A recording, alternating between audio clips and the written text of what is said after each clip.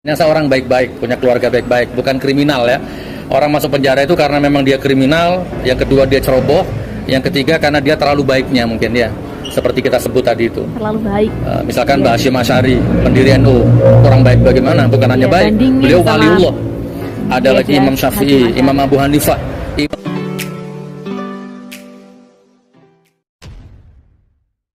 Assalamualaikum warahmatullahi wabarakatuh. Jumpa lagi dengan saya di channel Gagasan Progresif 9, sahabat sebangsa dan setanah di mana saja Anda berada. Ada penyampaian daripada Sugi Nur ya, pas selesai sesi persidangan yang menurut kita ini ya bisa dibikin ngakak lagi oleh si Sugi Nur ini. Bagaimana ketika dia diperiksa oleh hakim dan dicecar oleh sejumlah pertanyaan ya tentang ya asap. Ya, karena Sugi Nur ini sering sekali ya membuat statement itu soal asap bagi orang yang tidak percaya pada mubahalah yang dilakukan dengan Bang Bantri, karena menurutnya di atasnya itu sudah ditaruh Al-Quran ya.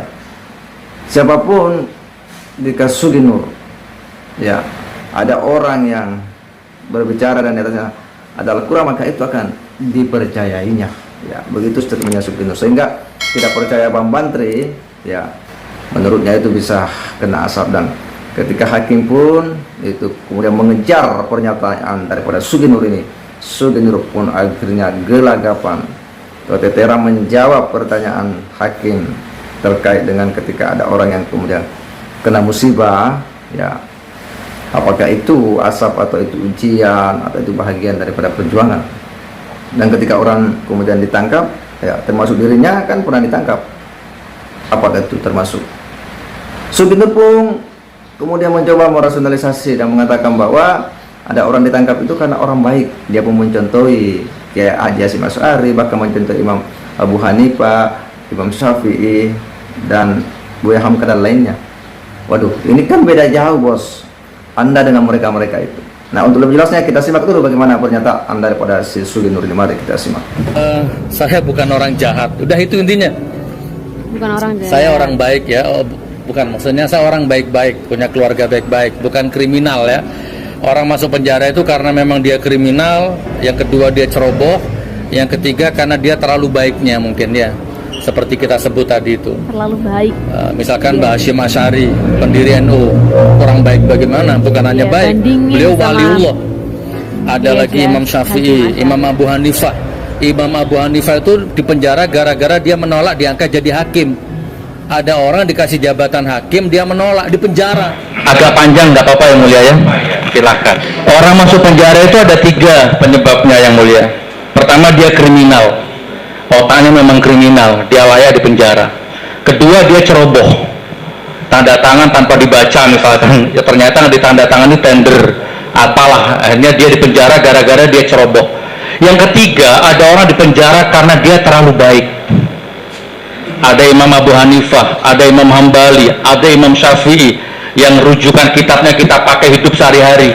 Bahkan ada Buya Hamka, ada Mbah Hasyim Asy'ari, pendiri NU, di penjara sama Jepang gara-gara beliau nggak mau nunduk begini.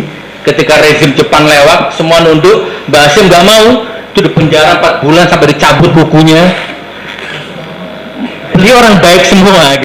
Ya, jelas apa yang disampaikan oleh Sugi Nur ya, bahwa orang yang ditangkap itu, ditahan di penjara itu orang sangat baik ya. Dan menurutnya bahwa ya banyak tokoh-tokoh atau ulama-ulama itu kemudian juga ditangkap karena saking baiknya. Sebutlah Hadratus Syekh Kiai Hasyim Asy'ari ya, karena suatu kesempatan ya dia tidak mau tunduk terhadap rezim Jepang dan dia pun kemudian ditahan di penjara, bahkan kukunya ya disiksa, dicabut kukunya. Dan demikian pula katanya Imam Abu Hanifah juga pernah ditahan ya karena konsisten dalam berdakwah. Demikian pula Imam Syafi'i. Wah, beda lah ini. Gimana si Sugi Nur ini cara berpikirnya? Anda beda jauh dengan mereka-mereka. Tidak bisa dikatakan Anda itu selepel dengan mereka. Sangat-sangat jauh antara langit dan bumi ya. Imam Abu Hanifah itu seorang imam mazhab ya, peletak dasar mazhab Abu Hanifah yang punya banyak pengikut jutaan di dunia, ya, pengetahuannya tentu tak diragukan lagi, pengetahuan keagamaannya.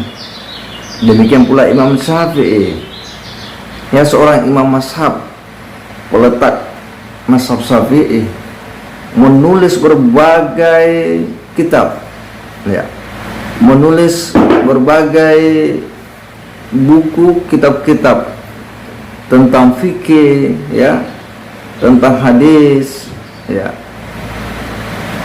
dan lain-lain sebagainya, ya. Siapa lagi? Ya, Hadratus Syekh, dia seorang pendiri NU, ya, dia penulis kitab, dia ikut andil dalam proses-proses bagaimana perjuangan kemerdekaan. Dia itu ditahan sama Belanda, ya, karena, ya, mereka, ya, menganggap Hadratus Syekh ini berbahaya bagi penjajahan Jepang. Itu beda jauh Anda dengan mereka. Lalu Anda mencoba membangun analogi, ya, seolah-olah bahwa Anda itu, ya, mau seperti mereka ini, ya. Anda itu, ya, ditahan, ditangkap itu karena Anda ceroboh, ya. Anda bukan kali ini saja loh, Anda itu sudah sering berurusan dengan hukum. Artinya memang Anda ceroboh, ya, tidak seperti apa yang dilakukan oleh Hadratus Syekh, ya. Demikian pula apalagi Imam Syafi'i, Imam Abu Hanifah. Sekali lagi Anda ditangkap ini karena ceroboh, sering membuat, ya, pernyataan-pernyataan yang kemudian menyinggung orang, pernyataan yang menyerang kepentingan orang. Anda menyerang, ya, nama baik anak muda NU, Anda pun diproses, Anda pun ditahan, ya.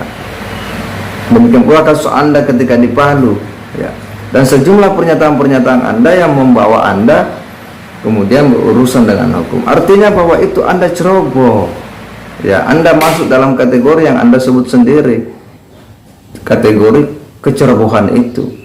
Bikin podcast tidak divalidasi dengan baik, apa isinya ini benar-benar valid, benar apa tidak, diuji kebenarannya apa tidak, didukung fakta-fakta apa tidak.